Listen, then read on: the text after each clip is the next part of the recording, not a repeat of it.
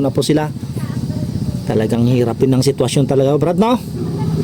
Talagang buti nagkakasya kayo dito. Apat yung anak mo?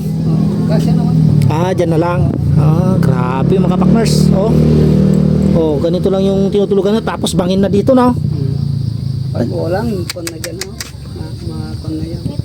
Delikado. Wala naman kasi ang ahas dito, partner. Meron lang, pero pa. Grabe mga partners yung sitwasyon nila, kuya. Talagang delikado na tong bahay mo, kuya. Ayusin mo na to. Kasi yung mga anak mo, Talagang tanggalin ko na ito pag grabe mga partner. Dito po tayo sa Barangay Potol mga partners at mayroon po nga tayong concerned citizen na nag-message po sa atin na mayroon pong ganitong sitwasyon na bahay po dito. At tama-tama hatiran po natin ng bigas tsaka konting grocery. Ano po yung pangalan nyo, sir? Noel Mose. Kayo Jin Aguilar din. Mga kapakners, yung sitwasyon po nila ay talagang delikado. Ilan po yung anak nila? Apat po yung kanilang anak at talagang tingnan nyo po yung kanilang bahay mga kapakners. Talagang halos pagiba na. At salamat sa mga buting good Samaritan sa patuloy pong inyo. Ito, bigyan ko po sa inyo to. Naway makatulong po ito para po sa inyo. Yan. At pasalamatan nyo na lamang po yung ating mga good Samaritan.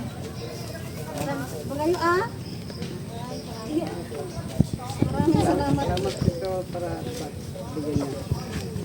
Yan. Nahiya po sila mga partners kasi biglaan yung pagpunta. Pagdaan ko kasi binigay ko na sa kanila dahil hindi rin sila nakaprepare. So okay lang po yun mga partners. Mahalaga. Nahatid po natin sa kanila. Talagang deserve po talaga nila mga partners.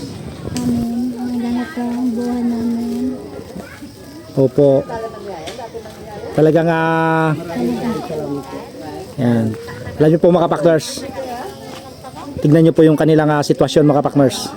Yung bahay po talaga nila ay talagang tignan niyo, giba na. At nakatalokbong na lang po ng yero. At nandito rin po sila sa tabing daan. Ayun tignan niyo po yung bahay nila mga partners. At meron po silang 4 na anak. Sir, pwede bang makita dyan sa loob? Ayun yung yero po nila talagang. Sige po ma'am, tingnan natin dyan sa loob. Tingnan natin sa loob. Kaya napakarami talaga nating kababayan mga partners. Ay, ganito lang din dito sa loob. Madilim pa. Madilim? Di okay lang yan. Yan, medyo madilim nga po mga partners at nagluluto na po sila. Talagang hirapin ng sitwasyon talaga, Brad, no? Talagang buti nagkakasya kayo dito. 4 yung anak mo? Kasya naman. Dyan na lang. Grabe mga partners. Ganito lang yung tinutulugan na, tapos bangin na dito, no? Pag walang kon na dyan, kon na yan. Delikado. Wala naman kasi ang ahas dito, partner. Meron lang, pero pa. Grabe mga partners yung sitwasyon nila, kuya. Talagang delikado na tong bahay mo, kuya. Ayusin mo na to. Kasi yung mga anak mo, Talagang tanggalin ko na ito pag